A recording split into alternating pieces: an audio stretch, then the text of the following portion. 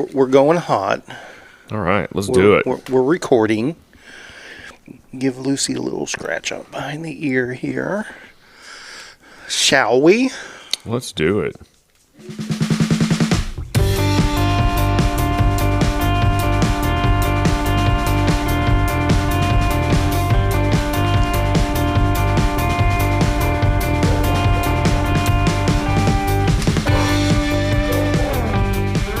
Hello, everyone. Welcome once again to Shiftless. Actually, indoors, next to a roaring fire. It's freaking cold out there, man. It's a little chilly. We're actually going to have a warm day today. It's still not going to be jacket off weather, but It's getting above freezing, right? Is that still the plan? it's going to be our first day above freezing in 4 or 5 days. Yeah. So But there was plenty of frozen creeks and hillsides and stuff on my way here. Solid ice. Yeah. Hadn't seen that in a super long time. yeah, But hey, weather's always a factor. I slept outside this weekend. It was a lot of fun. Oh, that's right. You had your boys' weekend, right? Blast and cast. Blast and cast. Yeah, it was a good stuff. How much blasting was there? It was a lot of blasting. How much casting was there? I went fly fishing 2 days. Had a lot of fun. Didn't catch any fish. Didn't kill any ducks. Okay. And still had a blast. But it got cold. Cold. So you did the hammock? Yes. I was fortunate enough. One of our friends, Williams, loaned me some really clutch gear. I had a fully enclosed tarp, so it has doors on the end. So it's basically like from the ridge line, it goes down like an A, and then both of the ends close over. Okay. And then I had a 0-degree bag, a 20-degree underquilt, and a 20-degree top quilt.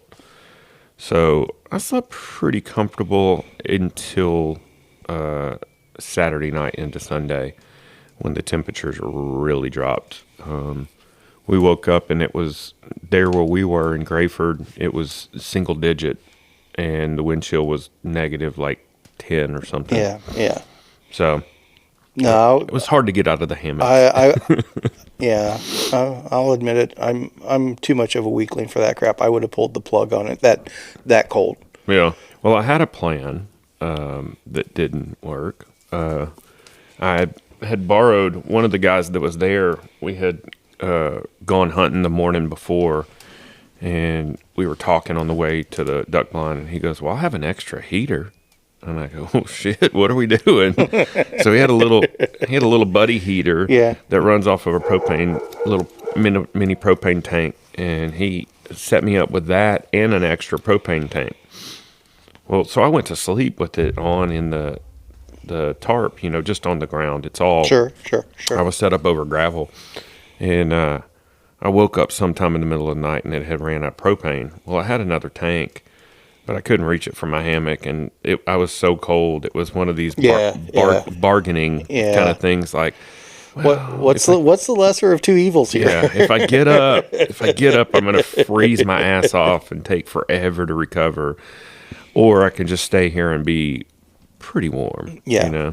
So Warm enough anyway. yeah, so I didn't get out of my hammock, and That's completely understandable. it was a little cold. I'll be honest with you though. I will take the cold over the heat for camping, for sleeping outdoors. I can handle the cold, but when it's like 98 degrees outside and you can't get comfortable, I can't do that at all. There's only so many clothes you can take off. But but typically there's more clothes to put on. Exactly. Exactly. And especially, we talk about quality gear and stuff. If you buy the right stuff, it pays off in dividends. I had a base layer, top and bottom, smart wool, and insulated bibs, another smart wool layer, and a wool sweatshirt as well, or hoodie.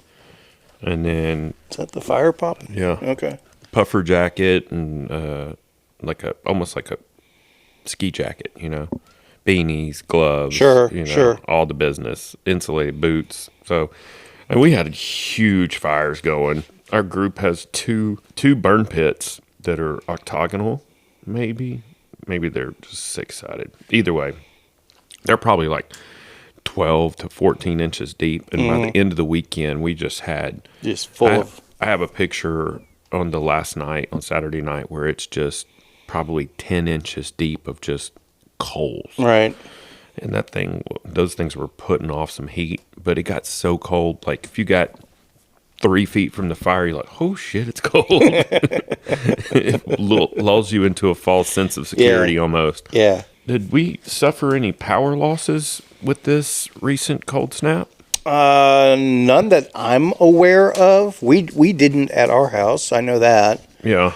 And I don't recall seeing anybody posting up "woe is me" social media stories about being out in the cold. That would have been rough. I mean, for when we lost power during Snowmageddon and all that. Lucky, get out of his face. Lucky. When we lost power during Snowmageddon, at least it wasn't as cold as what we just experienced. Yeah, it was pretty close, wasn't it? I can't remember how cold It got down to like 18. I was thinking lower, but maybe not. Definitely got lower in the house. Yeah. Yeah. That one, we were fortunate. I guess between Alliance Airport and the medical center a little south of us, I guess we were on one of the higher priority grids. You're in the Goldilocks zone. So, I mean, we lost power, but we were, I know it was less than 24 hours. I think it was around 12 hours we were without power. Oh, we had no power for, 72 hours? Yeah. And I was fine with it. Legitimately. I had plenty of firewood. That fireplace didn't stop for like 7 days. Yeah. I cooked probably 9 or 10 meals out of the fireplace. I mean, I cooked a full breakfast and pancakes and cooked a pot of beans and loaf of sourdough. My big concern's the broken pipes thing. Yeah, That's, for sure. I can get by in the cold. There's enough blankets around. There's enough down jackets and booties and whatever else. Yeah, I can get by being cold for a few days, but I don't want to deal with burst pipes everywhere and all that kind of crap. No, I totally agree. That's for certain. Hey, we're not talking bikes, are we? No. Well, I was about to bring it full circle. I actually rode during that whole Snowmageddon thing.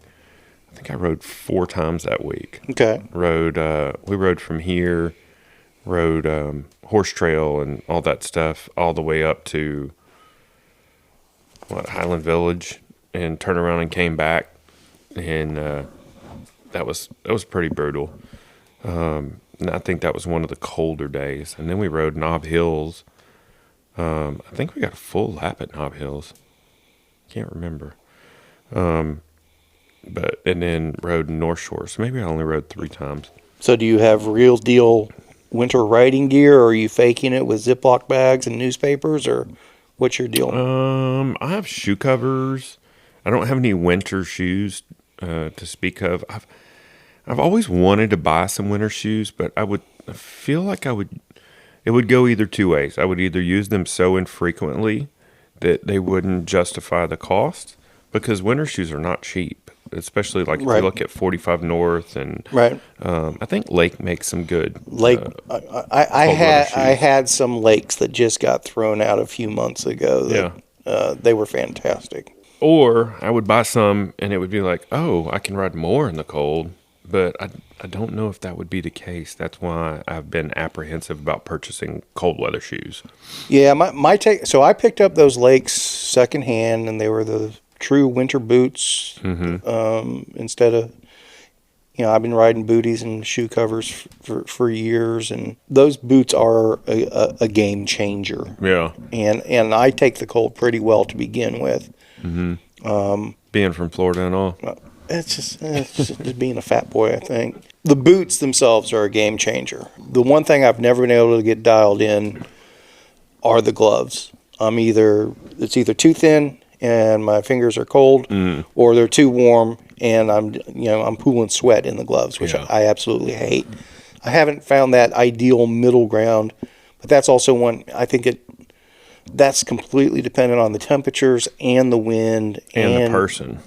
and the ride itself. Yeah, for sure. How hard you're pushing. Yeah. I think the gloves are really tough to dial in. Yeah, when it gets below, I'd say 40 degrees, I always carry multiple gloves. Yeah. Oh, yeah.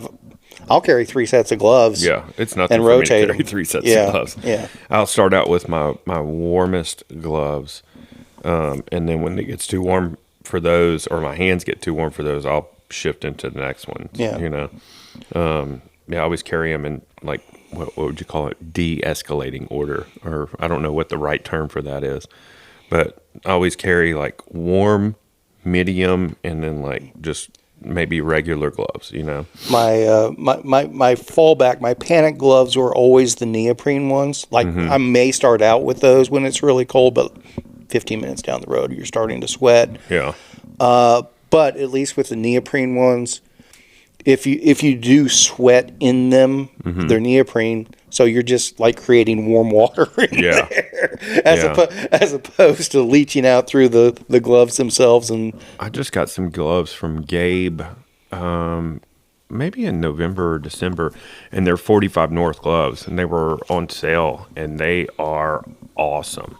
I wore them not this past Sunday, but the Sunday before. I wore them for the entirety of our ride. We rode like 43 miles, I think. And I wore them 40 miles of that, and they were beautiful. But it was also windy. Right. You know? I think wind block is a big part of keeping your hands warm. No doubt. Yeah. No doubt. And it's difficult to hit that beautiful zone of wind block and breathability. Yes. They seem to be counterintuitive almost. Yeah. That's that Goldilocks thing. Yeah. Right there. I think your Canada folks and those up north, when pogies make sense, they make sense. Yeah. I really believe that is the way to go. I forgot whose bike I was on that had pogies, and I tried them out. I had never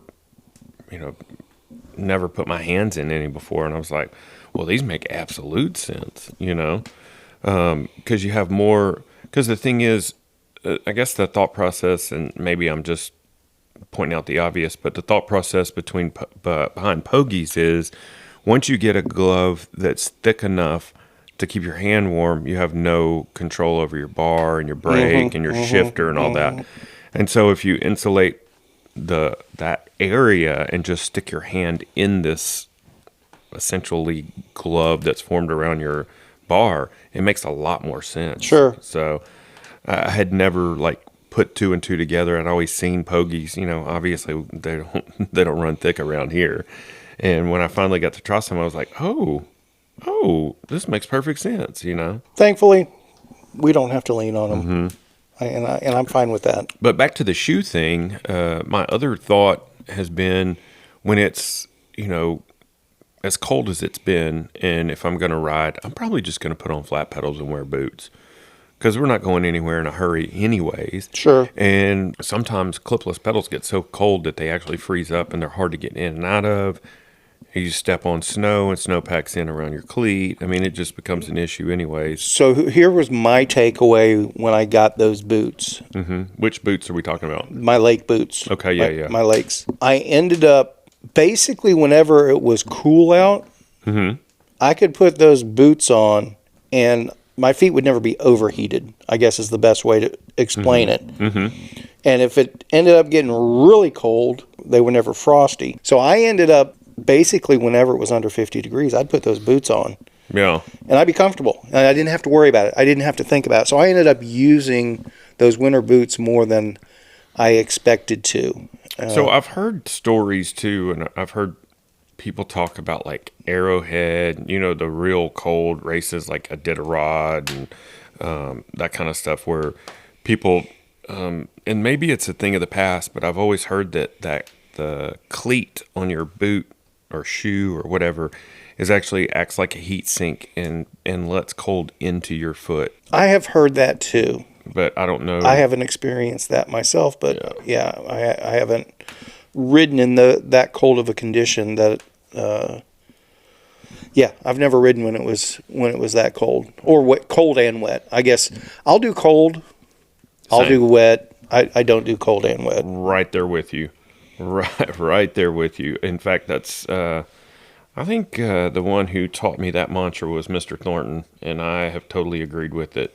I can do wet, but I can do cold, but I can't do the two together. Yeah, so it's I don't even pretend. I don't even make excuses.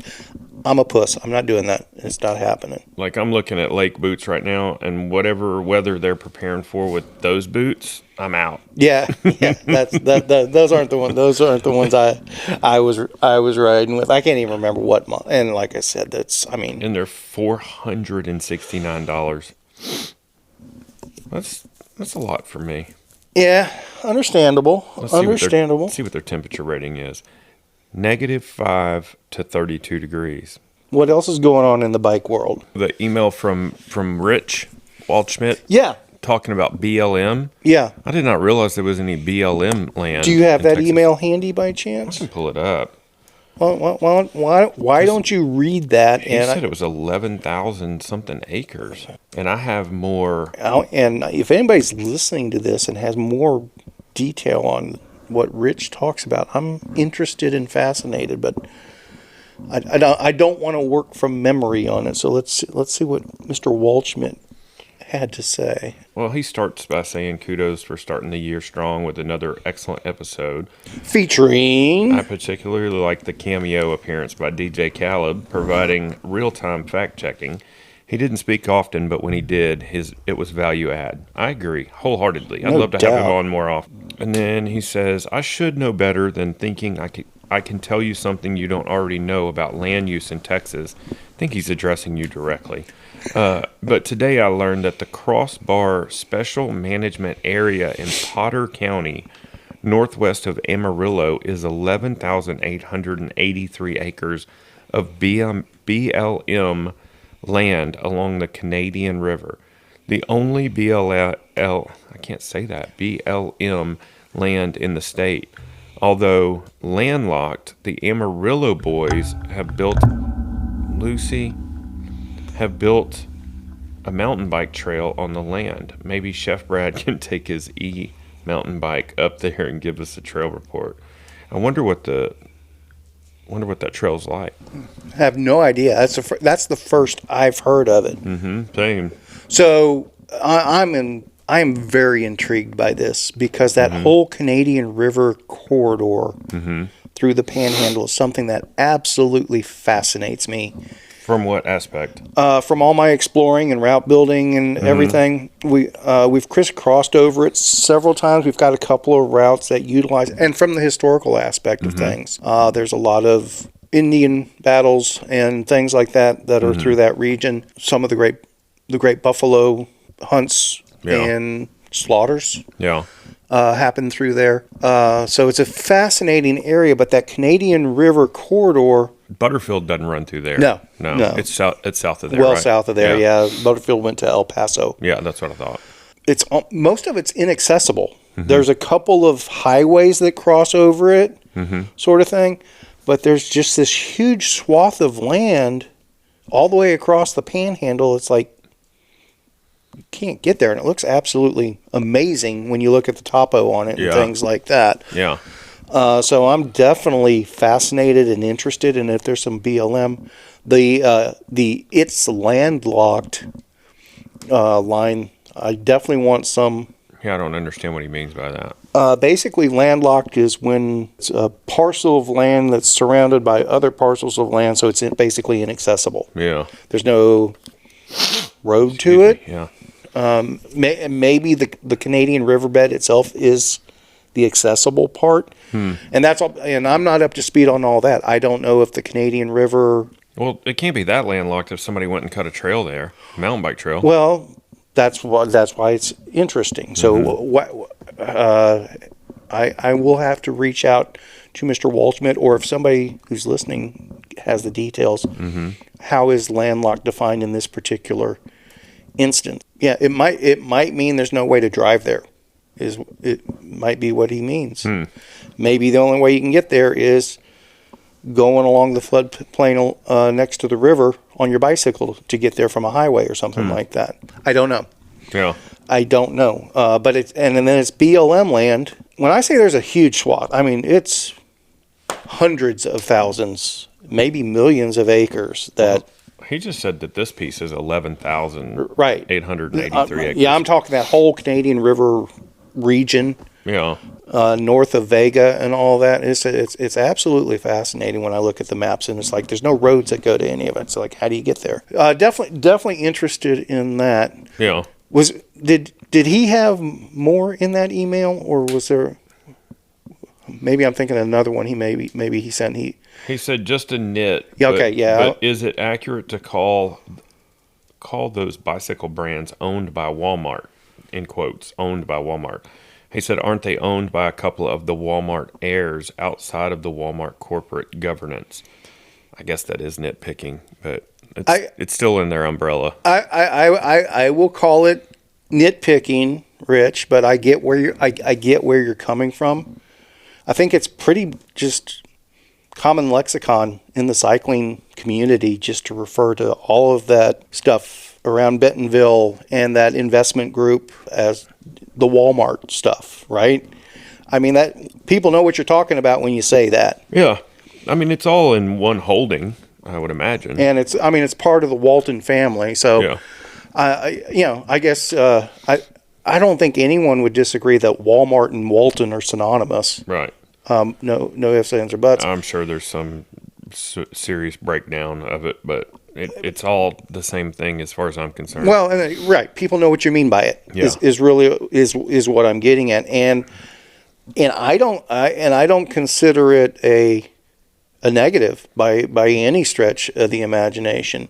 It's less of a negative now than it's ever been. In our community, it's turned the perception of the Walton family around, would be my guess. It wasn't that long ago. I still don't like shopping at Walmart. Exactly. Yeah. You're not anti-Walton family. No. Would be my guess. No. I'm very conflicted. That's what I'll tell you. I get that. And I think that might be part of why they are going that direction with. Well, I could be just talking out of my ass on this, but what I've heard is in order for, and I don't know how many children there are in that Walton family. I want to say there's 3 or 4, but they were set up to have gigantic inheritance. In order for them to get their trust or inheritance or whatever it was, they had to do humanitarian projects, and that's why they opened the museums and built all the trail and did all those projects in Bentonville. It was motivated by meeting the requirements of receiving their inheritance, which, I mean, they could have done anything, obviously, and I'm glad that they went the direction they did, arts and outdoor living and stuff. And more importantly, I don't think they understood the reach of what they were doing at the time, and essentially they've created almost a cookie cutter scenario for other places to take and say, okay, well, this model works here. Let's do something like that here, And there you go. And that's, I definitely wanted to kind of gravitate towards that. There is no doubt that what they've done in Bentonville is starting to have spillover effect in other communities throughout the country. But the closer you get to that Northwest Arkansas, the more people, other communities are pulling from that and going, hey, it might be something we want to do. A couple points, along those lines. I think it's fair to say, I mean, I've said it a gazillion times, and I think anytime you talk to anybody with a cycling background that has some sort of cycling-oriented business, nobody does anything in the cycling industry with the intent of getting rich off of it. It's always passion-based. Yeah. And I'm convinced that's the same with that Walton family and that investment fund and thing. There's no way they went down that avenue unless they were passionate about cycling to begin with. Yeah, I agree. I mean, I don't know what their involvement in cycling is as far as, racing or, serious rider or what, but they definitely did their homework and put the right people in the right spots to do the right things. And, it hasn't been perfect from the get-go. I know they've had their growing pains and stuff, but as an outside observer, they've done a tremendous job. I'm sure there's a lot of bureaucratic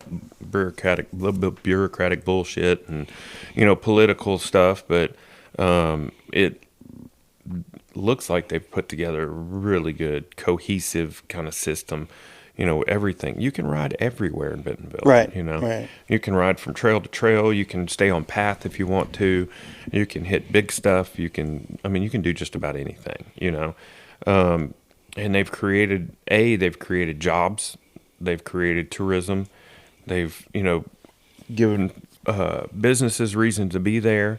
They've relocated headquarters. There's been a lot. How many people do we personally know that have relocated there? Dozen-ish. At least. Yeah. At least. And I don't want this to sound like I'm kissing the Walton's ass by any stretch of the imagination. Such an ass kisser. I know. It's what I do. They're not going to sponsor us. Exactly.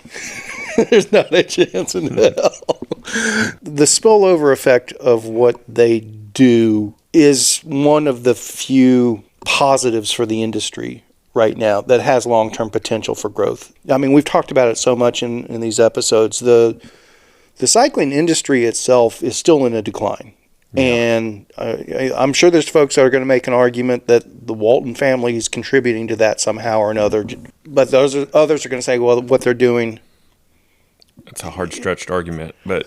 I'm just saying there's always going to be poo-pooers. There's always going to be naysayers. Whether it's justified or not, I don't know. Yeah.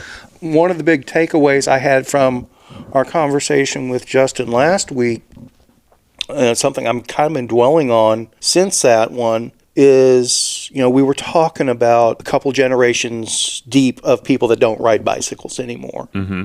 I think after we had that conversation, I saw some industry reports that reflected the declines of the cycling industry, but their projections for 2024. And the projections for 2024 were a little bit of growth over 2023, but when you break it down, they were showing that projection all in kids' bikes, which made no sense to me whatsoever. How is 2024 all of a sudden going to have a huge growth in kids' bikes? I thought that was an unrealistic goal. I think the stuff that Bentonville's doing that's spilling over to McKinney and Frisco and Tulsa and other communities throughout. Are they building a gravity tower in Frisco? Did I hear that right? That was part of the plan originally that got nixed, but they're still doing stuff. And obviously Denton's very supportive of what you guys are doing. Yeah. That's what's going to grow the cycling industry. The safe outlets for people to ride their bikes near their home and their work ultimately is what it boils down to. Yeah. And I think it's going to be super important for current cyclists to help encourage new cyclists to do those things. If those communities open up a bunch of new trail, if they open up a new mountain bike skills park, point people to that. Hey, pull that bike you have out of the garage and go do it. Well, check it out. Start pedaling your bike. Not when it's 20 degrees. Not when it's 20 degrees. But the more people that do actively do it, it's not going to stick for 100% of them, but that's the only way it's going to grow. When these communities are investing in the infrastructure, let's encourage others to take advantage of it and show these communities the positive aspects. I'm sorry, it's something that I've been dwelling on the past several months. Is there's got to be ways to get the cycling industry going in a future direction. I think we've kind of stalled out, like we've talked about a bunch before, on that M+1 model. I don't think that's the future of cycling. Well, I think what we need to do now, and what I've touched on before, is cultivate new riders, encourage new riders. Yep.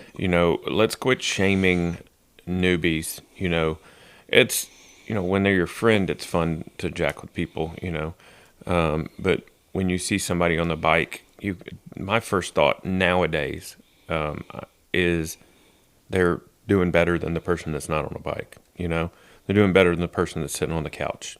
Anybody on a bike is a good rider for the most part. Yeah. And I think I don't mean to disagree with you, but I think part of building new trails and paths, more importantly, I think paths are kind of the gateway for new riders, like absolute new riders, or riders that have had a tremendously long lapse in their riding career, if you will.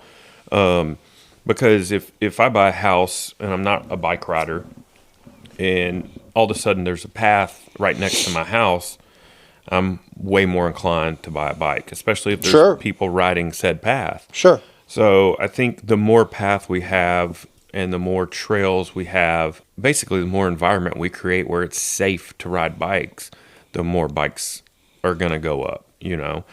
I thought that's what I just said, but maybe I said it in a roundabout way. Okay. Yeah. I think we're saying exactly the same thing. I would hope so, yeah. My thought process is, you know, when most kids, when they're, call it 8, 10 years old, something in that range, have a bicycle. And then as you get older, it's like that number just shrinks and shrinks and shrinks and shrinks. And by the time you get to 30 years old, you know, like Caleb said on our podcast, Sure. when he was talking about as soon as he got his driver's license, he quit riding a bike, you know, because, and I don't think it's the same with this generation at all, for various number of reasons. But, you know, when we were kids, when you got a bike, that was your freedom. You know, now you could go wherever you wanted for the most part. And then when you got your driver's license, it was just an expansion of that freedom, and it made you leave behind the other tool, Sure. which was your bike. Sure. And I don't think that's the case now because, you know, the world's a different place. I'll be honest with you. I don't think most 8-year-olds have a bicycle these Yeah. days. And that's what I was saying. I don't think it's the same nowadays. Yeah. I guess I was speaking for my own generation. You know, like when I was 8 or 10, everybody I knew had a bike. Everybody you know? had, yes. And Everybody had a bike when we were in that 8 to 12 years old And range. then we went through, you know, scooters, and then there was Esprit scooters and those, you know, motorized scooters and stuff. And people kind of dwindled away from bikes. And then there was people that stayed with bikes, you know. But it's just like as you got older, those numbers just whittled down, you know. And then when you get to driver's license age, it's almost like nobody rides a bike, Sure, you know, unless sure. they're a BMX rider and they're racing and stuff like that. And there wasn't really a mountain bike contingent when I was, you know, 16, 17 years old. Mountain bikes came out when I was about, well, maybe about 15. So I think I had my first mountain bike when I was 16. I don't know what the answer is to getting more people on bikes. I think that we are a little bit behind the times as far as developing infrastructure, bike lanes, and a bike-friendly community. That's one of the reasons that I moved here to Argyle, is because I was already riding in this area and being on the roads at the time and seeing cyclists everywhere and Right. just saying, Right. oh, these are people that are adept to bike riders. They're looking for bike riders because they're here all the time. But now that I live in Argyle, it's almost like a, what's the word? It's two separate communities. Because I'm, you know, privy to a lot of the Argyle Facebook feeds and stuff like that. And there's people that are just in my own community, they're absolutely hateful and like vindictive towards cyclists. Oh, that's everywhere. Yeah, I know. That's a big deal. But it just saddened me to see people go, well, I hope they get hit and die, you know, stuff Sure, like that. And sure. you're like, do you really mean that? Do you really understand the gravity of what you're saying? That's somebody's, you know, father, mother, whatever. Yeah, we're you know? now we're getting into that realm of the polarization. Yeah. That everything's built around these days for whatever reasons. Yeah. And the anti-cyclist mentality It's just something for is- people to hate. It's very polarized for whatever reasons. I'm not going to start going into the whys and the wherefores from my perspective on that. Yeah. What I will say is the generation that we grew up in that turned onto adult cycling for whatever reasons in their 30s to 40s or whatever reason. Mm-hmm. Yes, it was that audience that we rode our bikes to death when we were kids. Mm-hmm. And for whatever reasons, we rediscovered our joy for cycling as adults. Mm-hmm. We're the last generation of that. There's not another generation of Where cycling is going to be nostalgic. Right. It's creating new riders as adults. Yeah. And that's a totally different dynamic. Yeah. And those new riders as adults are not going to have any interest at all in riding on the roads. I hope not. None. So the traditional, let's do a group ride from the bike shop, no, they're not going to be attracted to that. They're going to get turned on to riding their bikes on the pathways. Right. And hopefully some of those will go, that's kind of fun, but I'm a little bored with it. I know Dorba or Denton or Fwimba or whatever has a mountain bike trail in my neighborhood. Right. Well, I've got this bike with knobby tires. Let me go take it for a spin on that mountain bike trail and see what that's like. Oh, hey, well, I kind of bounced off some trees and stuff and skinned my knees, but I want to try that again and get better. I think the combination of pathways and single track that's convenient to each person's home or workplace, I think those are the things that are going to drive any potential cycling growth. Yeah. And so anything that adds more pathways or more single track in a suburban or urban environment, I think is a positive. It's what's needed. Yeah. It's got to be encouraged. And that's what I was getting at. The spillover from Bentonville is having that positive effect in these communities that before would never have even considered a mountain bike skills park. Do you think McKinney would have put together all that stuff without Bentonville doing its stuff first? I guarantee you they wouldn't have. Paris with their pump track. Yeah. I think there was a presentation in Flower Mound last week at their city council. They have a new park they're opening up, and there was a presentation for a mountain bike skills park there that evidently Flower Mound was somewhat receptive to. Yeah. I mean, and all of that is just good stuff. Yes. On a very similar thought process, but different area. As I was driving to Grayford this week, I drove through Mineral Wells, which is a tiny little town. I don't even know what their population is, and Weatherford. And I saw two separate skate parks in these tiny little towns. Yep. And it just warms my heart because when I was a kid, I skated and there was nowhere to skate. There wasn't, I mean, we had to drive to Dallas to come to a skate park. There was a shit skate park in Longview that was just ramps outside of a go-kart track, you know. I mean, there just wasn't any skate parks. We didn't have a skate park in Shreveport, which was pretty decent sized town, city. And it's just awesome to me to see skate parks everywhere you drive now. I mean, there's one in Keller. There's one. I mean, you name a community, they basically have a skate Roanoke's park. got one. Yeah. It's every time I go by it, if you know, unless school's in, it's hopping. And that's similar to what I think cycling is as far as paths go. And that's why I brought that up. But because when we were kids, there was sidewalks, but there weren't bike paths. I guess my point is, we as active cyclists, I think we have to actively encourage new people to consider riding those paths that are out their back doors now. My concern is the communities and the municipalities will build this infrastructure, but people may not even think, oh, I've got this place because I don't have a bike in my garage, so I got to go through the issue of going to Walmart or Academy Sports or Velo or Mad Duck or whatever and buying a bike to begin with. Now is the best time to buy a bike. It's a fantastic time to buy a bike. Shitty time to buy a house, great time to buy a bike.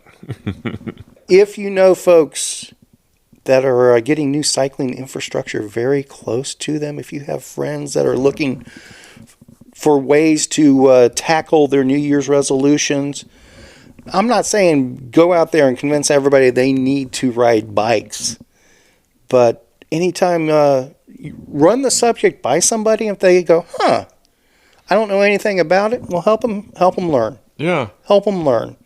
Don't force it down people's throat, but if anybody ever comes up to you and says, you ride bikes, right? Can you help me? I'm thinking about it. Yeah. Do everything you can to help them, and don't point them to the $15,000 S-Works or whatever. Nothing against Specialized. Specialized, if you want to sponsor us, we'll consider it for the right price. It'd have to be a pretty good price, though, wouldn't it? Yeah. Yeah. I don't think I could align with Specialized. But I do think that, a lot of people, and I hate to say this, but I think with the way the economy and stuff is going, I think we're going to gain more riders from an entry level position just because it's a relatively, I mean, you're going to chuckle when I say this, but a relatively cheap hobby to get into. Oh no, I think it is a very cheap hobby Initially. Okay. Well, I guess cheap is relative. Yeah. And I mean, you scoff at me when you can get a really nice bike for $700 or $800. Yeah. You really can. Yeah, and then you need helmet and clothes and shoes And bottles.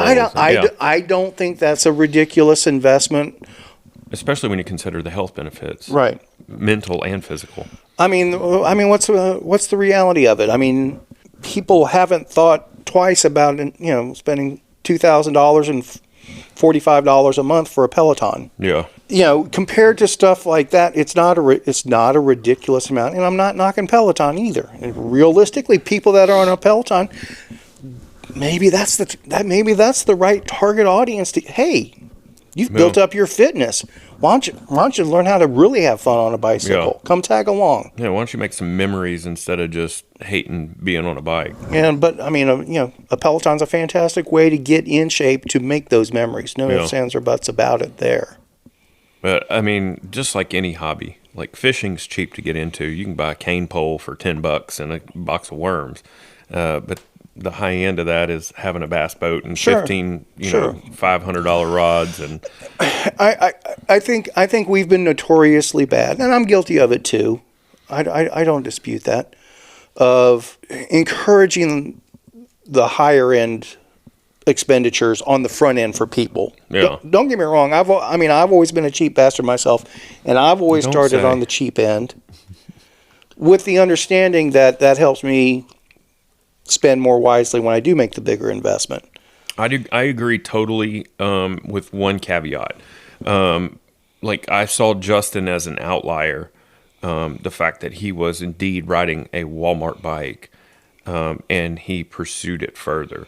Sometimes I feel like having too cheap of a bike to get started. I agree completely. We're on exactly the same page there. Yeah. And I think that's where we, as experienced cyclists, can be beneficial to the newer cyclists. Is no, you don't want to start out on that next bike. Yeah. Something that's heavy, something that's going to tear up immediately. Right. No handling. When I have people come to me and say, "Hey, I want to get into cycling," and that happened a lot during COVID. But I've always told them, check your local bike shop, see if they have any used bikes. Yeah. I always encourage people to buy used bikes. And then Craigslist is the other, or not Craigslist. I'm dating myself. Facebook Marketplace. And then because it's hard to steer people towards like PB&J and stuff like that if they're not a cyclist. That's like the worst place to point them, quite frankly. Well, I mean, or Dorba Classifieds or stuff like that. That's like a cyclist sales group, Yeah. So Facebook Marketplace that's gonna scare people away. Yeah. So Facebook Marketplace is generally where I steer people towards, and I always say, like, what's your budget? What are you looking for? Because to me, like, if you say your budget's $750, because you said $700 buys you a great bike, if your budget's a good bike, if your budget's $750, you go to a bike shop and you buy a bike for $750, you're gonna get something that is gonna make you want more in 6 months if you get serious about it.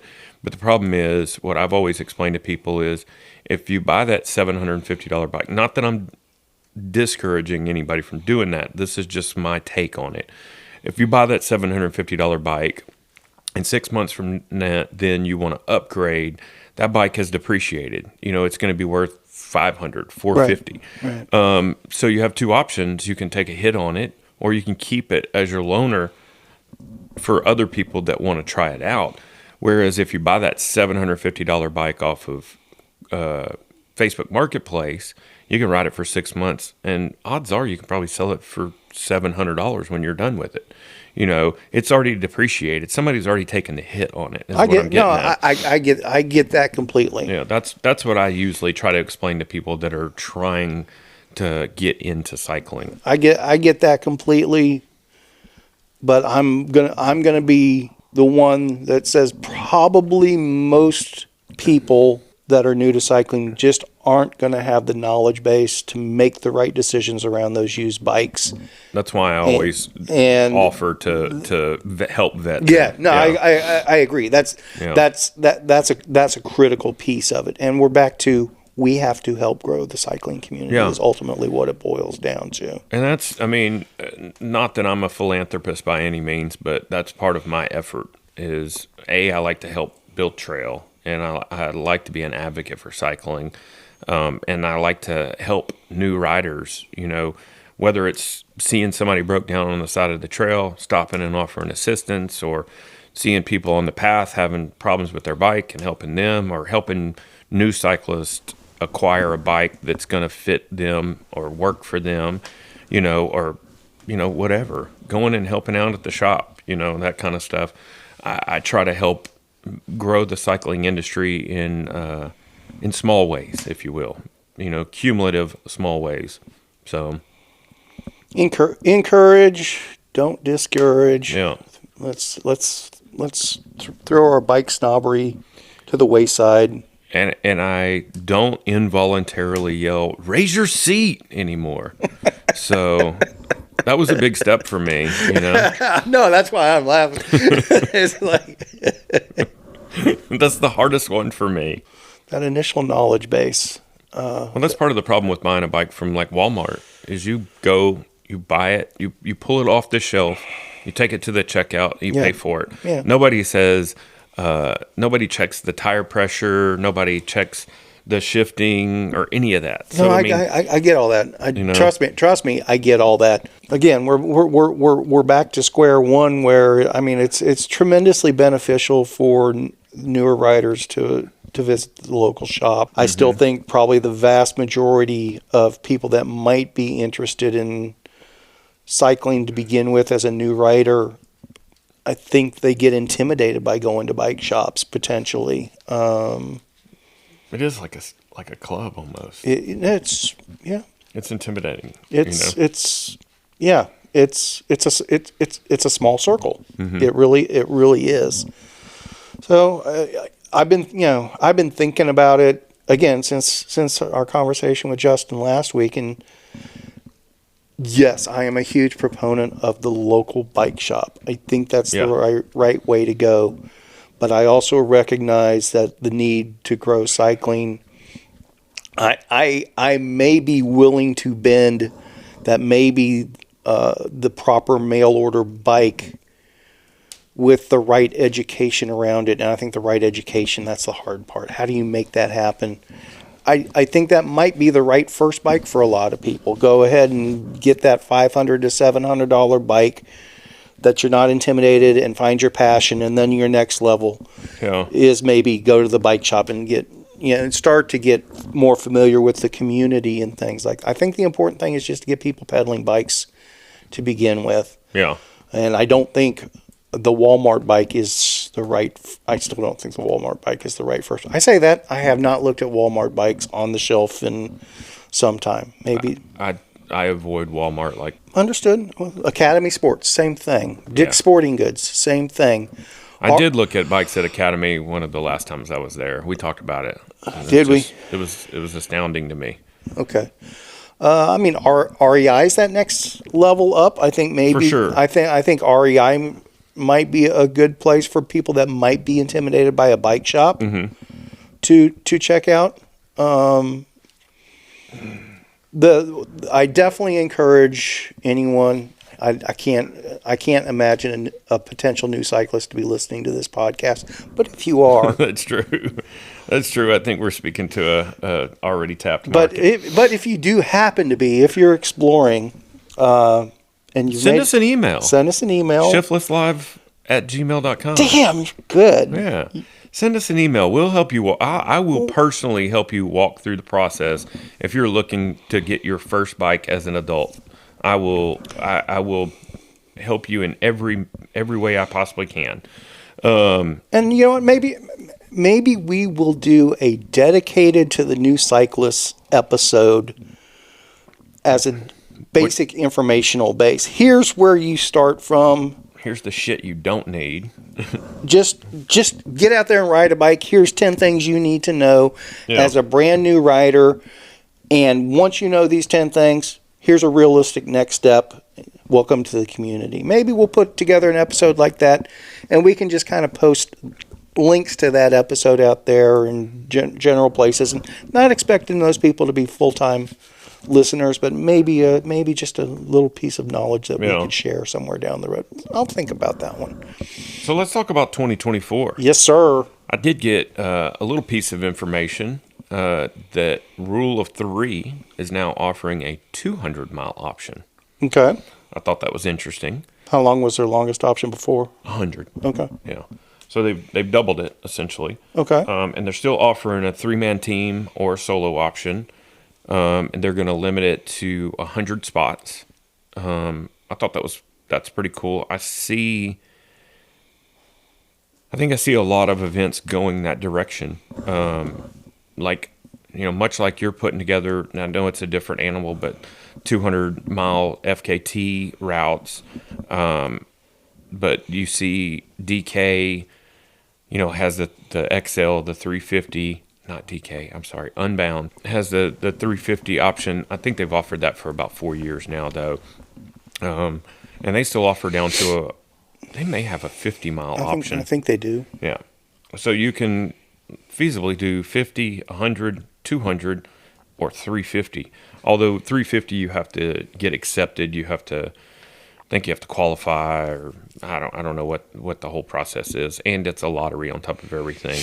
But I think a lot of events are starting to understand that niche of people that want to go out and ride for 100 plus miles is a growing niche. I mean, and I wouldn't be surprised if Rule of 3 fills all 100 spots of that. But we'll see. I'm curious to see. I just thought it was a cool little thing, and I think it's kind of indicative of what's going on, maybe on a small scale, but I think it's pretty cool. I mean, the ultra long stuff, I thought that had been fairly well established for several years now. Myself, I mean, anything can grow, but anything can decline as well. I think very prophetic. I think it's a pretty well established market. I guess it doesn't mean everybody's wanting to do it. It doesn't mean that every one that throws something out like that's going to be successful at it. Mm-hmm. But I think it's like a Rule of 3. I don't know how many entrants they had last year. I mean, they sold out in like 5 minutes, didn't they? Yeah, but I don't know what that was limited to. I think events like that. And I don't know if they're throwing 100 spots on top of what they capped at last year, or if they're taking 100 spots out of the overall and just allocating them to a 200-mile option. That's part of my curiosity as well. But that being said, like your all or nothing event, like if you offered a 200-mile option, I don't think we could get 100 entrants to do that in the DFW area. How many people Yeah, came? but Rule of 3 is drawn nationwide. I know, that's what I'm saying. So I guess that's what I'm getting at. I think there's a huge difference between the national level events and the regional and local level events. 100%. Once a true national level event establishes itself as a national level event. And how did they do that? How does walk me through that? And I know you don't know the absolute specifics, but Rule of 3 didn't exist 4 years ago. Correct. So, yeah. 19 was their first year, wasn't it? Okay. Was it? 18 or 19, I thought. I don't know. But okay, regardless. I mean, I can't speak to the specifics of how you create a national level event outside of marketing and hype. And I don't mean that in a bad way. That's what you have to have a marketing plan aimed at creating a national level event. Yeah, I get that. But I mean, what I'm more asking is how does an event like Rule of 3, I mean, obviously venue and location is a portion of it, right? I mean, we have to acknowledge that. Do we? Well, yeah. Because Tell me something that doesn't fit. well, I mean, okay, I mean, take take the classic DK, Dirty Kanza. Mm-hmm. Realistically, there's better dirt roads to be had in a gazillion other places in the United States. There are better dirt roads to be had. That's and fair. And I'm not knocking the Flint Hills region by any stretch of the imagination. It's the story they developed over time that created the interest in that event at that scale, at that level. So you don't have to have the ideal perfect event. Well, hell, Leadville's a good example itself. The Leadville ride itself, there's nothing special about that ride outside of the fact that it's Leadville. True. So there are a lot of events out there that aren't the best roads, the best trails, or the best scenery, or whatever else that have created their brand, their legend, their story, or whatever it else. You know, most traditionally the model was you start small and over time you build a reputation, and 15, 20 years down the road, you're an institution. I mean, that's kind of how Leadville started. That's kind of how DK started, sort of thing. That's how the Barkley Marathon started. The more recent model, and it's all fueled by social media, is you get the right people to talk about what you're doing, and it creates that demand. And I'm not saying that in a negative light whatsoever. That's that there's an art to that. You still have to put on a good show. You can't create all this hype, send people there, and it sucks. Right. It still has to be a good event to get people back the next year, sort of thing. And I don't know the specifics of how Rule of Three accomplished what it did along those lines. So I'm not trying to downplay that at all. I'm not saying that's exactly what their model was, but there's no doubt I heard about Rule of Three on a social media hype platform before anybody ever signed up for it. They leveraged that very well, at least to prime the pump. There's no doubt about that. Yeah. When did Rule of Three Bentonville start? Looks like it says 2021. I'm having a problem finding definitive here.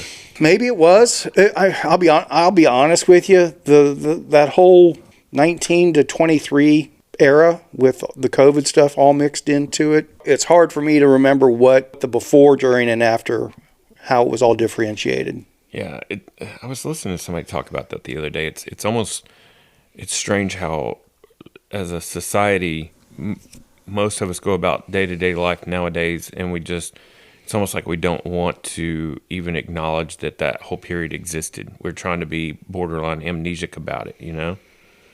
I thought that was interesting. I mean, man, wasn't a good time. Yeah. It's that simple. Yeah. I really don't want to talk about it. That's the truth. I guess it's possible Rule of Three was 21. Maybe. I thought I remembered them being pre-COVID, but I could very well be misremembering. I mean, along those lines, like SBT, have you seen the stuff they're kind of going through? I haven't. So you're familiar with the SBT gravel in Steamboat, right? South Browndy Trail, right? SBT gravel event. It's a national level. Yeah. It's a national level gravel event. And it's like a 3-part series, right? No, it's just a single event, but it's out of Steamboat Springs. Okay. So it's one of those that started with the big gravel push, 18, 19 going into 20. I think 19 was their first year, and they started out kind of with that model I was describing there, where I mean, make no mistake, it's Steamboat Springs. It's beautiful gravel roads. Sure. But they came in with the concept of, we are going to kick this off as a premier national level event. And it was a ton of marketing on the front end. It was a ton of involvement with industry, established industry people, regulars, lots of knowledge, a lot more money than something like a Spinistry event would have involved Sure. with it. So, I mean, I'm not saying it's millions of dollars that kick-started it, but it's, it's more than the available balance on my debit card sort of event. Yeah. They kicked it off that way in 19, and they've established themselves, and they're like a 3,000 person event now. But now they're starting to get some pushback from the local community, the landowners and ranchers, because I think it's like it's up to a 3,000 person event now. Cool. It clogs up the roads for the weekend, sort of thing, and evidently, at least according to the landowners, it's right at the peak of harvest season. And so it's problematic. And so that's starting to create some conflicts with the community and the county there. There's been several stories about it. Basically, the community's not liking it. I know Mid-South has had some of those issues. I'm sure, and I know Unbound Gravel has had some. When you get to a certain size, it becomes disruptive to the community. Yeah. And that they're either with you or they're against you. I don't think. I think that's ultimately the problem. I don't think it's that black and white. There's people that are with you and there's people that are against you. It's which ones are the loudest. Yeah. And it's still always that realm of the squeaky wheel gets the grease.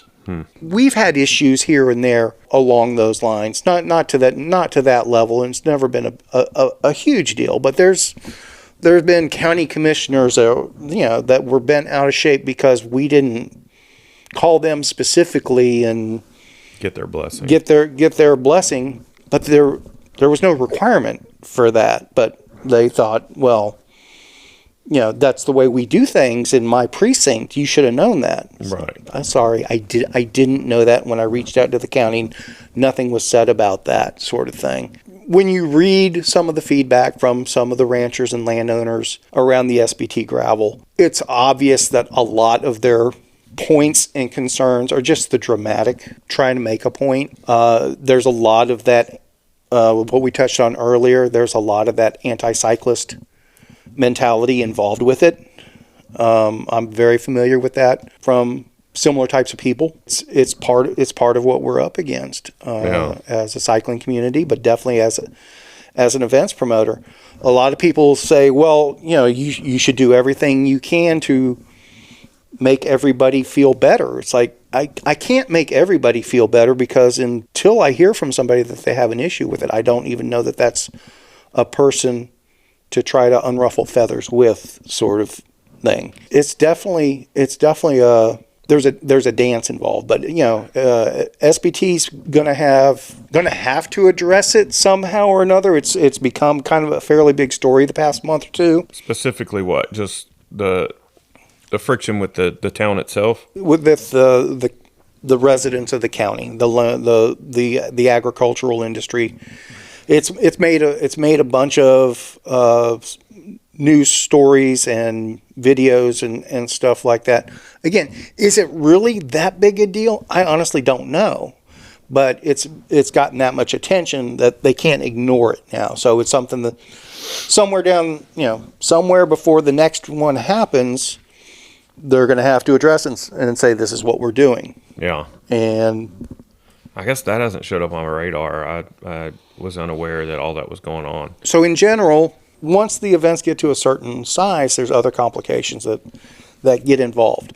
Not everybody just sees it as, oh, this is a fantastic thing for our community. Mm-hmm. There's always two sides to every story. It could very well be that 80% of the population of the county, which is in Steamboat itself, is in love with it because their B&Bs are making money, their restaurants are making money, their convenience stores are making money. Yeah. Those people, that's 80% of the county. They're happy, but then you got 20% of the farmers and the ranchers out there that are going, well, they're just getting in the way of me moving my combine. Exactly. Yeah. Exactly.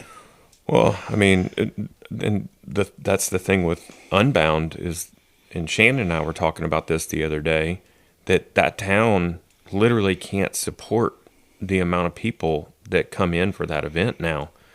there's literally just not enough places to stay. Yeah, they've been saying that for going on 15 years now. Definitely since 11 they started talking like that. Yeah.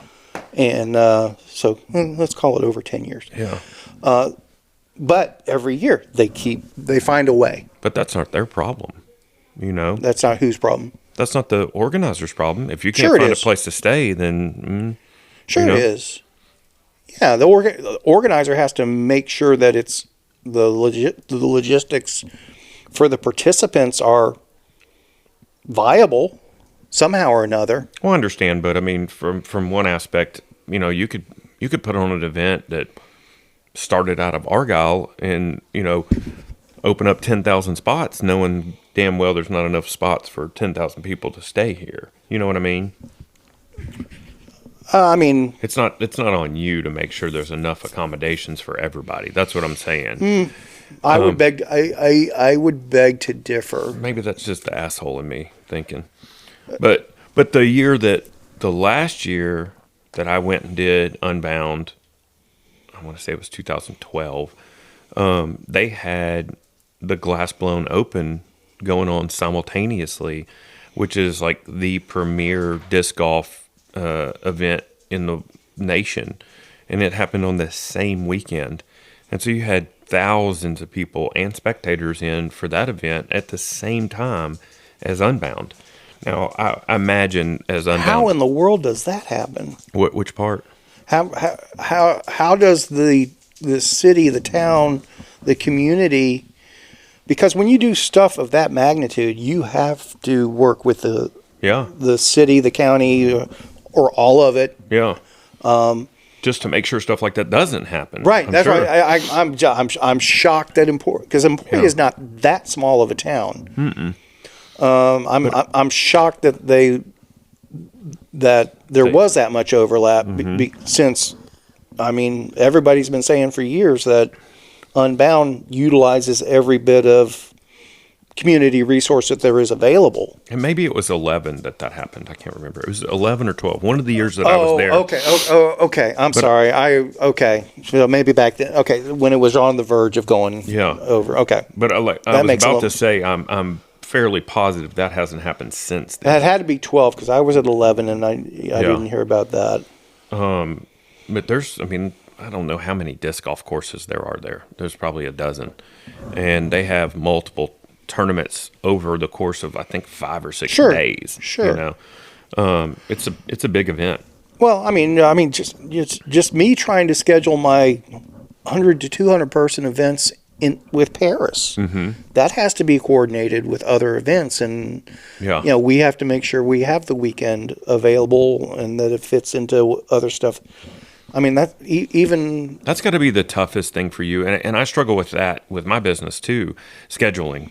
Because not only do you have to coordinate with the city, Paris in this example, you have to make sure that they don't have whatever festival Paris has going on at the time, make sure it's not on that weekend. You have to make sure it's not, well, I guess for your benefit, a holiday weekend's not necessarily a bad thing.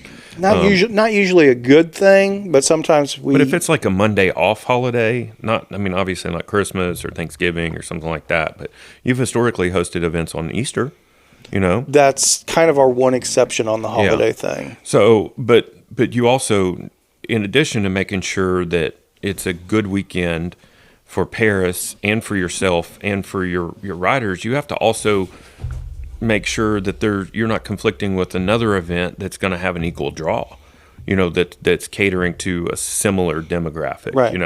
Like obviously if you're going to do a gravel event, it's not going to, you're not worried about a cross country event necessarily. But then again, it becomes one of those things like, well, am I stepping on somebody's toes? Did I have mine on the calendar first? And that's got to be a difficult thing that goes on behind the scenes. And we don't have to get into all that. I don't want to open that can. We don't want to get into that one. But I have a similar thing, when I schedule my dinners, I have to make sure, there's been times when I've scheduled a dinner and it's on a holiday weekend. I've scheduled dinners on like Labor Day weekend before, not even thinking about Sure, it. That's sure. just an example. It might not have been Labor Day. Oh, I always screw up and put Mother's Day weekend Yeah. on. and then I'll be like, why isn't this dinner filling? And then I'm like, oh shit. So I mean, it's been, this is our 5th year doing this, and dare I say I've learned a lot, and I still have a lot to learn, but those are some of the things that I overlooked in the earlier years, where I was like, why isn't this dinner filling? And then all of a sudden I'm like, oh well shit. People are trying to stack vacation on top of a long weekend, so they're not going to be in town, or they're just not going to commit for something that's on a holiday weekend, that kind of thing. Quite frankly, this time of year is notorious for that sort of thing. In a very indirect way that a lot of people may not think about. I mean, obviously, cycling events in most parts of the country aren't a big deal in December and January, and going into February even. But around here, well, my team's going to the Sugar Bowl, or my Cowboys are in the playoffs. No, they're not. They're not now. Boy, did they shit the bed on that one. And so, sidebar real quick. Did you see the press conference with Dak Prescott afterwards? Was his lip really quivering, or did I see like an AI overlay kind of thing? I did not watch that press conference. I watched several stories that quoted from that press conference, and I didn't hear anything about a quivering lip. I saw a video, and it's so hard for, especially me. I have a bad eye for this. I understand. But he was like, they're asking the question, and his lip is literally going.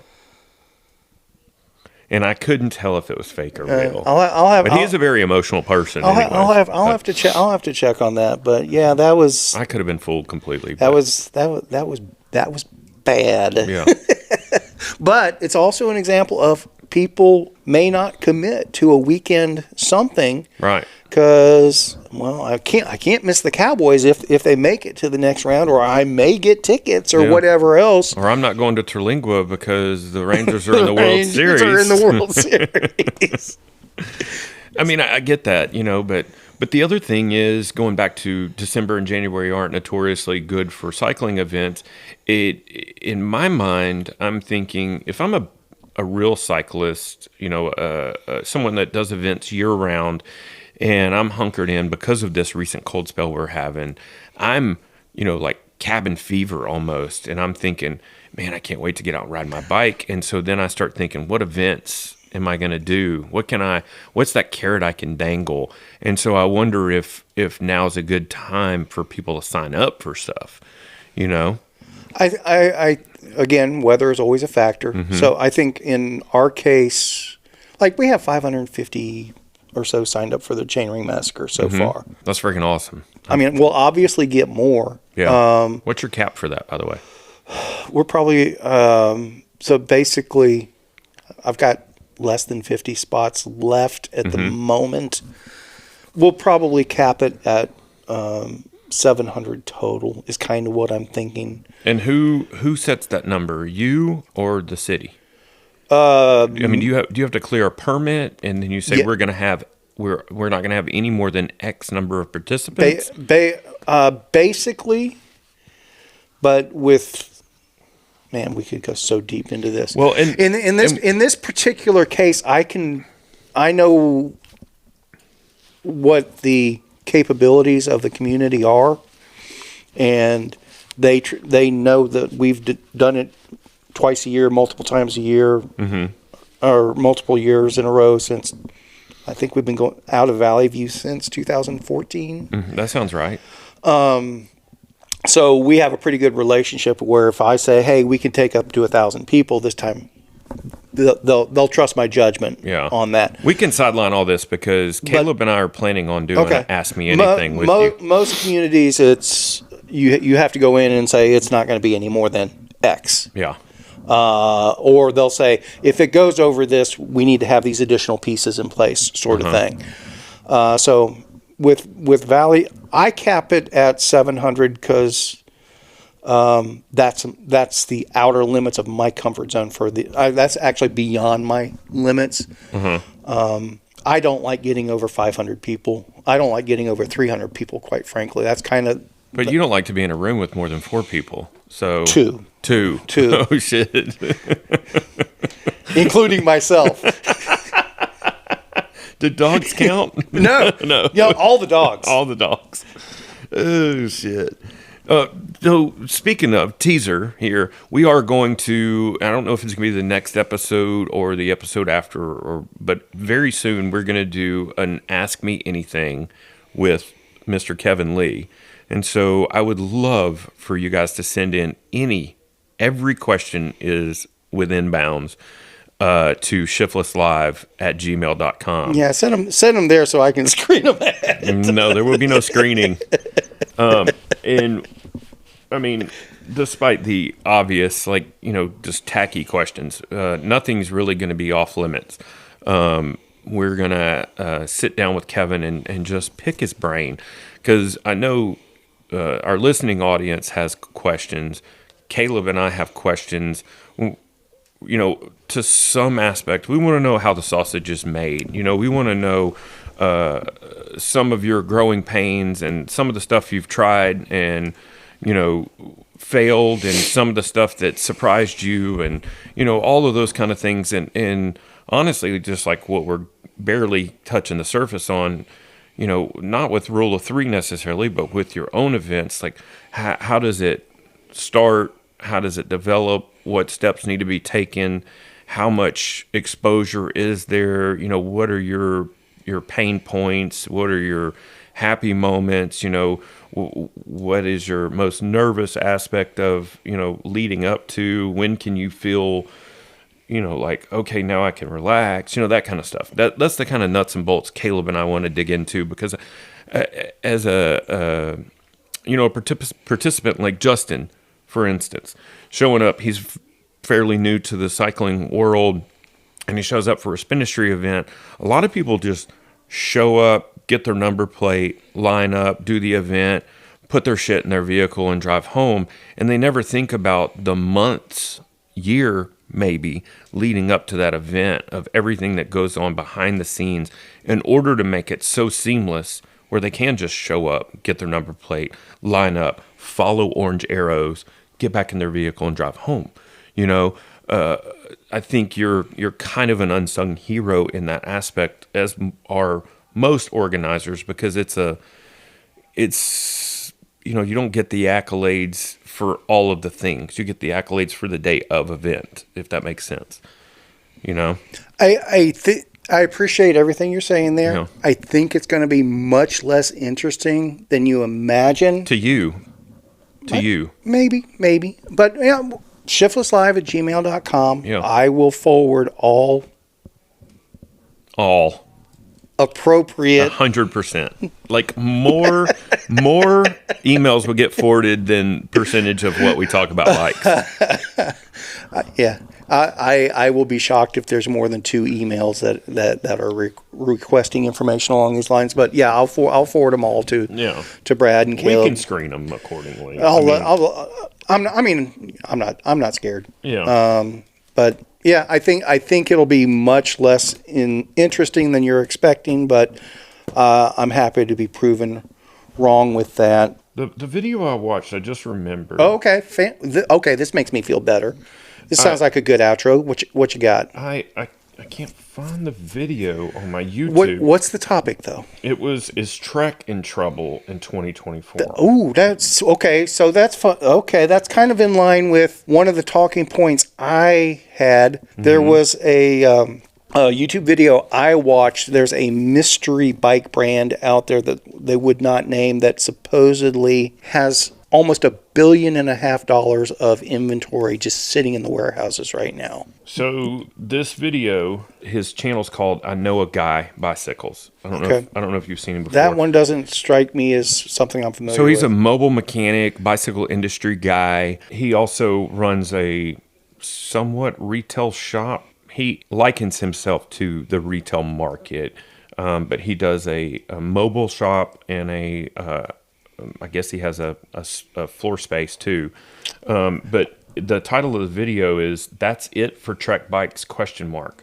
Or other bicycle brands? The state of the cycling industry and local shops. Maybe I do know is this the guy? Is this the guy with the beard? Yeah. Redheaded, maybe. Okay, I do. Yeah, I have a hard time watching his content. I like what he's trying to talk about. Yeah. I don't think he delivers it very well. I get frustrated with it. And he's got some strong opinions, and he's also the funniest guy he knows. So yeah, but he does have quality content. He has industry interesting content. Yeah. I just wish it was delivered in a better way. Now I say that, I guarantee you there are people listening to this podcast. Yeah, you're one to talk, Kevin. You sound like shit on this podcast. I get that. So I'm not knocking the guy per se. Hey, you're getting better, buddy. We're only on episode 45. I don't want to jinx this, but we're getting damn close to a year into this thing. I know, it's crazy. It's crazy. But I think I did try to start to watch that one, and I only made it like 30 seconds into it. I was like, I can't watch him this time. But yeah, I didn't finish it either because Paula came in here and goes, "What are we watching?" Yeah, so. But my supposition, the video I watched was from some guys in England, and they were throwing out the hypothetical. I suppose Trek could be the brand. I didn't go deep into his, so I don't know what he was. He might have just been putting Trek up there as clickbait. Yeah. Knowing there's so many Trek riders, that more people are likely to watch the video with Trek. That's what I was going to say. I think it might have been just a grab. Yeah, I think the reality is, at least on these guys in England that we're talking about, $1.5 billion inventory and warehouse. That's got to be giant. I don't think anyone else is that big. I'd say Specialized is that big. Giant's bigger than Specialized. Would you say Giant is giant? Giant is giant. Yeah. By very large leaps and bounds. Why is Giant bigger than Specialized? Because to me, and obviously it's just a perception thing, but and don't forget, it's international. It's not just the United States. That's true. Yeah. And I mean, basically, Giant makes everybody else's bikes. So yeah, that's true. Giant's the big guy. Giant's the 8,000-pound gorilla. Yeah. So it's got to be them, but I mean, I'm sure all of the major brands are having those same inventory issues. He does make some good points though about like a retail shop that has a $14,000 bike sitting on the floor, and now the new bikes are coming out and they can't move this bike. He does it a lot more eloquently than I'm doing, obviously. Obviously, despite his demeanor. But it's definitely an interesting watch from what I saw. I'm gonna finish the video, but I just have way too much stuff on my plate. Yeah, I mean the nuts and the bolts are still, the bike industry is up against it right now. And it's nothing that's going to get fixed overnight. And there's stuff that's going to fall to the wayside as a result. Yeah. I mean, I think Niner probably doesn't even count as a domino in the big scheme of things. But there's going to be big names out there that have big problems. Yeah. Whether they survive it or not, who knows? Yeah. By any stretch of the imagination, but it's also one of those things. It's not necessarily the end of the world either. There could, because horse and buggy went away for the most part, but there's still companies that make a lot of money with equestrian related products, sort of thing. So especially in Amish country. But this just popped into my head though, and I know we're kind of trying to do a soft wrap on this, but it just occurred to me, COVID, the actual, COVID whole, whatever you want to call it, wasn't the issue with the cycling industry. It was the supply chain breakdown and all the shipping containers and stuff getting stacked up is what really sent that ripple through the cycling industry, wasn't it? No. Here was the issue. The COVID bubble of everybody grabbing bikes.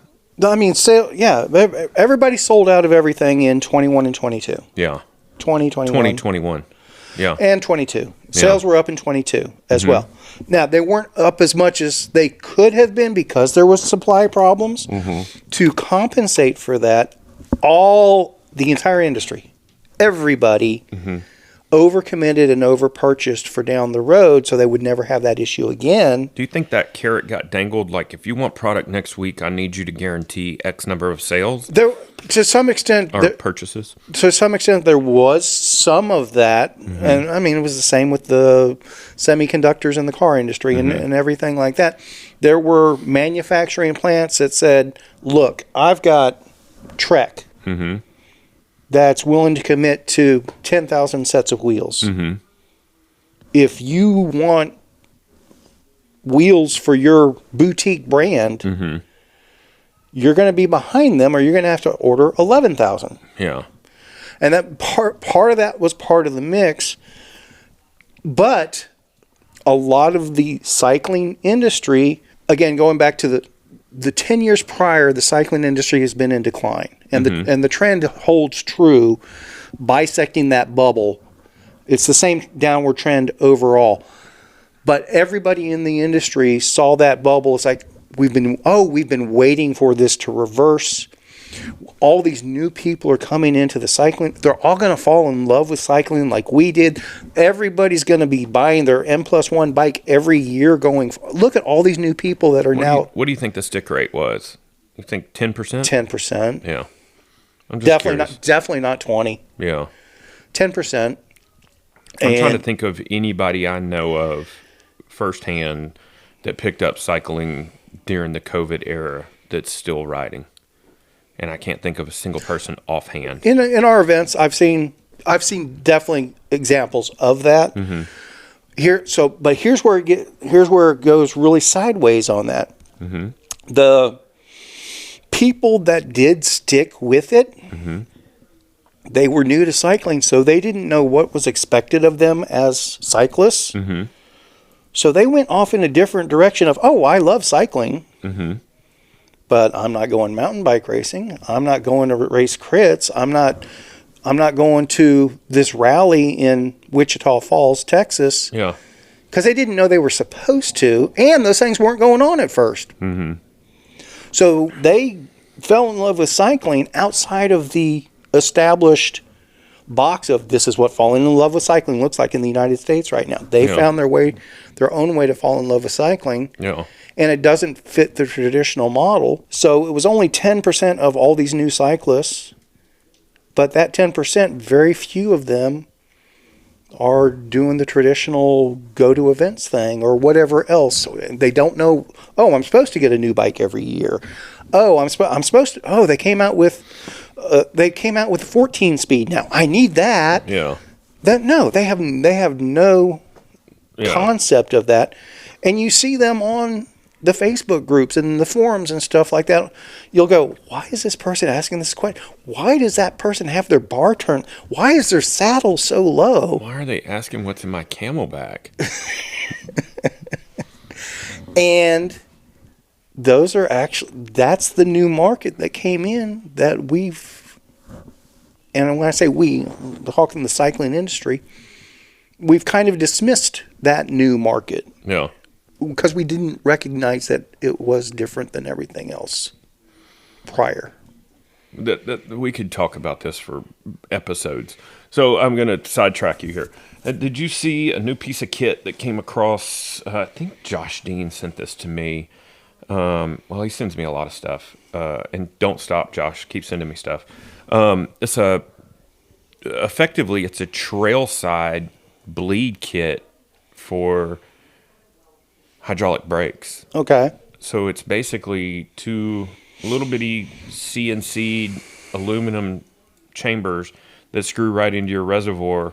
So hypothetically, you can bleed your brakes on the side of the trail if you're having issues with your brake and you're on, say a bike packing event or something. Okay. And I was like, that's pretty slick. I haven't seen any reviews of people actually using it.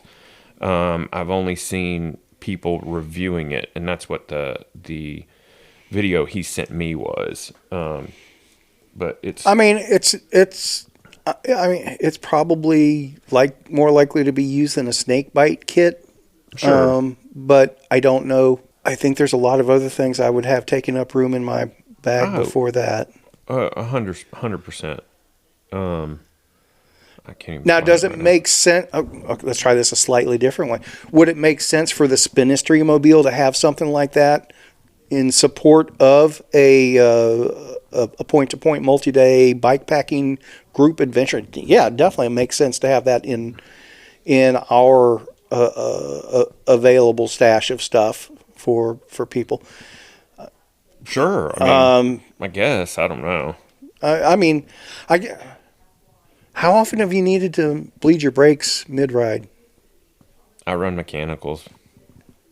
So Okay. I mean. How many times have you been around people outside of those that should have bled their brakes before they even started pedaling that day? That's a fair point. And that brings me to my follow-up. Okay. The person that would need this wouldn't know how to use it. They're not going to know how to use it. Yeah. I guess that's what I'm getting at. And if they knew how to use it, their brakes would have already been bled. Yes. Yeah. That's a fair point. And maybe it's a problem or a solution looking for a problem, but I still think it's a cool little piece of tech. And you asked that. There's one ride in particular where I do remember bleeding Hoyt's brakes mid-ride. But we didn't need anything. We just loosened the screw, squeezed the lever just a little bit. Just a touch. Until fluid came out. It'll get you home. Yeah, and it worked. And I think he rode 3 or 4, maybe 5 more rides before he did a proper bleed on him. Yeah.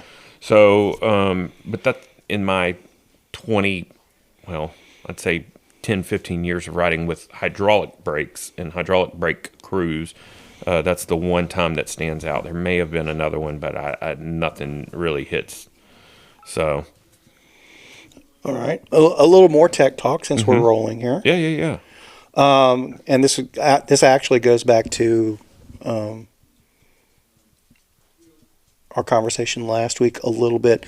You had brought up to Justin asking about the Dynamo Hub and things like that.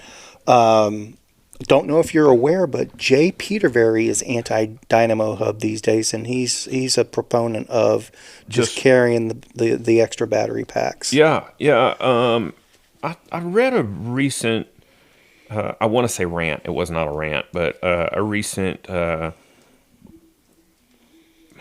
I don't know the right word. I bring this up because it's Jay's point is right in line with my thought process on it as well. Yeah, I read where he was opining on that at some point, talking about some event that he was going to do where he was not going to use a Gen Hub and was just going to operate on batteries alone. Right. I guess there's multiple thought processes there, but I like having a generator hub. That being said, I ride my Fargo with a generator hub on it 90% of the time and don't use it.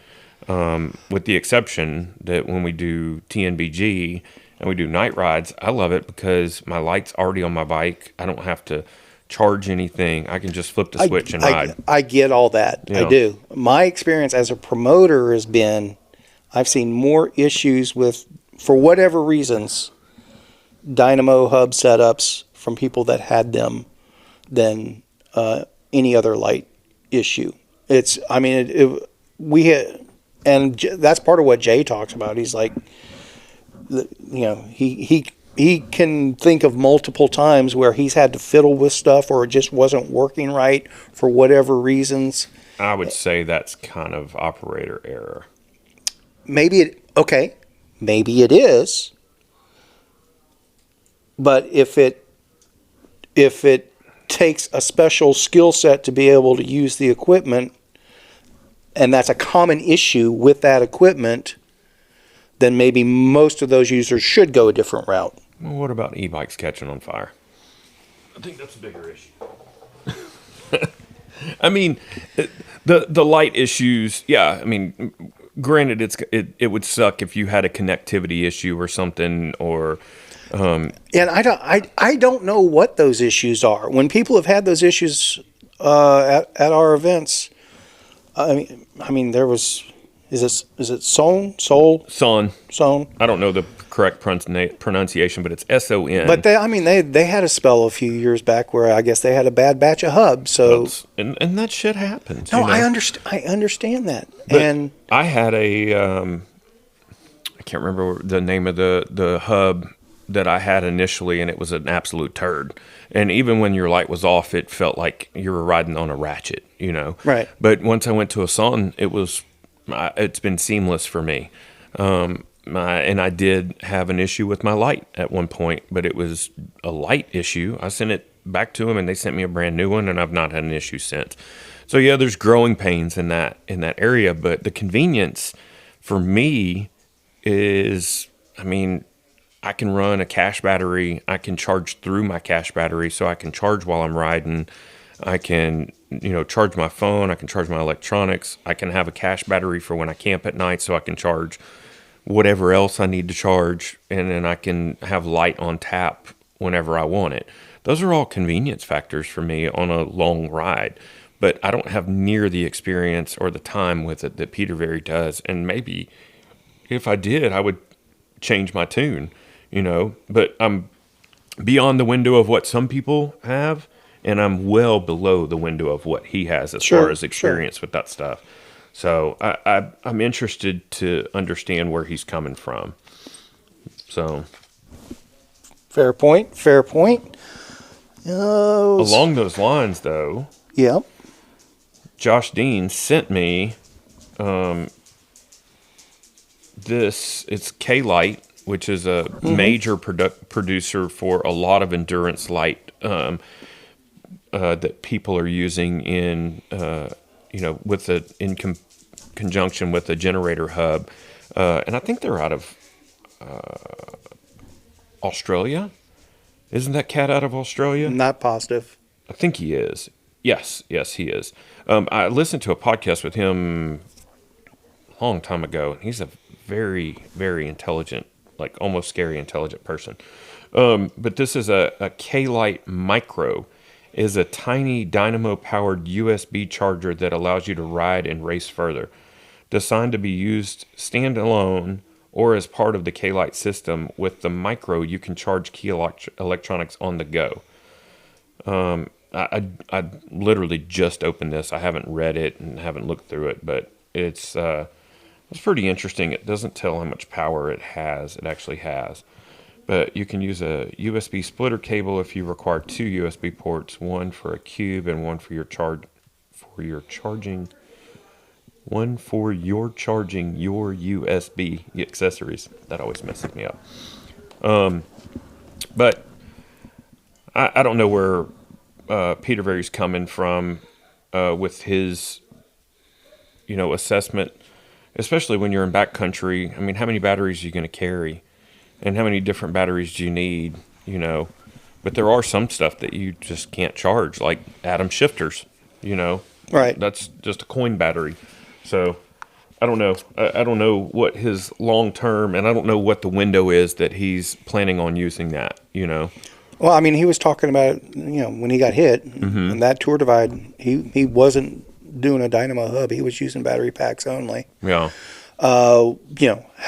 What his rotation system is, what his recharging regimen is. Yeah. I don't think I heard that level of discussion on it. I don't think that it was just kind of a matter of fact comment sort of thing. They didn't go deep into it, sort of thing. So and we're back to the practical aspect of it is how many people are actually riding their bikes where they're not going to have an opportunity to recharge some batteries. Does it happen? Sure it does. It's not very common. Yeah. It's not very common. But I'm not anti-dynamo hub by any stretch of the imagination. I'm not inferring that. I'm not anti-K-Lite by any stretch of the imagination. I think it's more expense and complexity than a lot of people that are looking at that option will ever need. Agreed. Yeah, it is. It is the cost for entry's a little high. Yeah, But, there's no economical way to do that, and if it is the right tool for the job in a person's circumstance, fantastic. yeah. I think a lot of people put that at the top of their list of things they need to go bike packing. That might be a little further down your list. That's true. I totally agree. And Farnsworth says it all the time. Like, just find stuff around the house and take it bike packing. Yeah. You don't need. You know what? If you get in that situation where you run out of light, that's something you learn for the next trip. Yeah. And go ahead and pull out the hammock and sleep for the night if you can't see where you're going. Yeah. All right. Well, I need to use your restroom, man. Okay. I think we should just go ahead and roll out because we're getting damn close to 2 hours into this one. Oh, snap. Okay. Absolutely. Don't forget to send your questions for Kevin to shiftlesslive@gmail.com. Go out there, ride your bike, and encourage other people to ride theirs as well.